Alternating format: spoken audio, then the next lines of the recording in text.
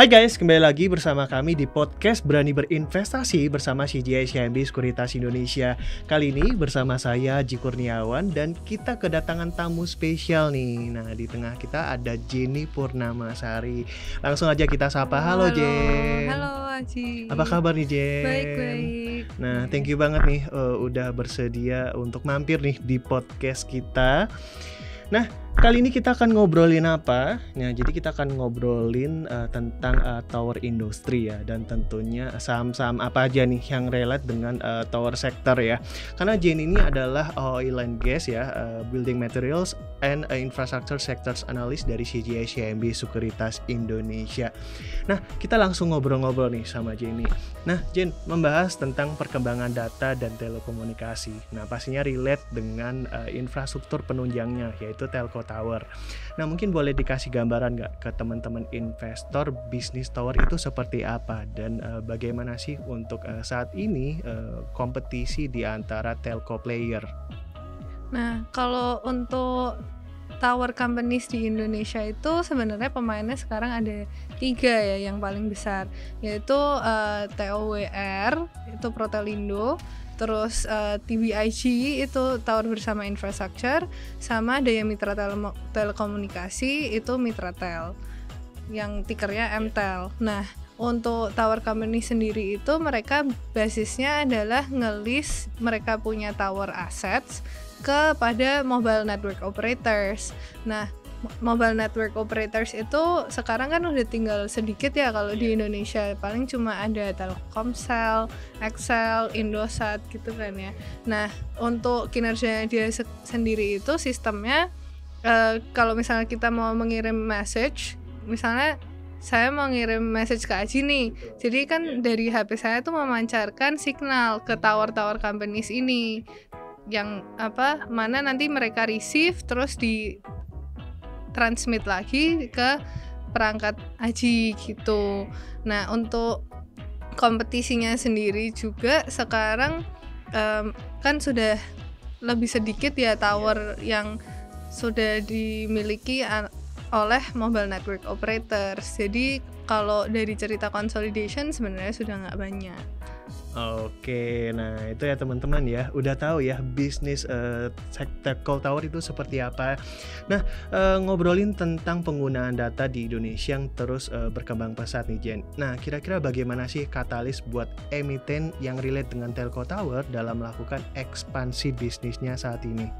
Nah, untuk ekspansi itu, the next big thing is gonna be fiber optics. Nah, kalau misalkan kemarin nih, misal waktu pandemi, kita kan kerjaannya working from home, terus kan always on our phone. Nah, itu kita punya data consumption di Indonesia tuh naiknya kencang banget. Nah, jadi mau nggak mau for the mobile network operators itu mereka ingin untuk mengupgrade user experience. Nah, jadi dia harus nge-improve mereka punya network backhauling system. Nah, yang mana itu akan menguntungkan sekali untuk tower companies, karena tower companies kan berarti diharuskan untuk nge-fiberizein tower mereka untuk mengurangin adanya kayak misal nge-lag tuh, atau kayak lagi streaming nge-lag, nge-game nge-lag, apalagi lagi nge-stream kita punya podcast. Waduh, nih tiba-tiba nge-lag. Jangan sampai ya. Jangan sampai. Nah, makanya untuk mereka itu ekspansi yang akan membuahkan hasil itu di fiber asset bisnisnya mereka. Oke, jadi noted ya untuk ekspansinya di fiber asset ya. Iya. Nah, ngobrolin tentang bisnis pertoweran ya. Nah, tentunya teman-teman investor ingin tahu nih, kira-kira apa sih yang tentunya menarik dan tentunya harus teman-teman investor ketahui nih tentang bisnis tower. Nah, kalau biasa itu yang paling sering ditanyakan itu soal monthly rental rate oleh tower companies. Nah, apalagi kan sekarang kan MNOs udah pada dikit ya mobile network operatorsnya. Jadi tuh concernnya adalah kalau monthly rental rate-nya itu keep on declining. Oh gitu. Oke, thank you banget nih Jen ya.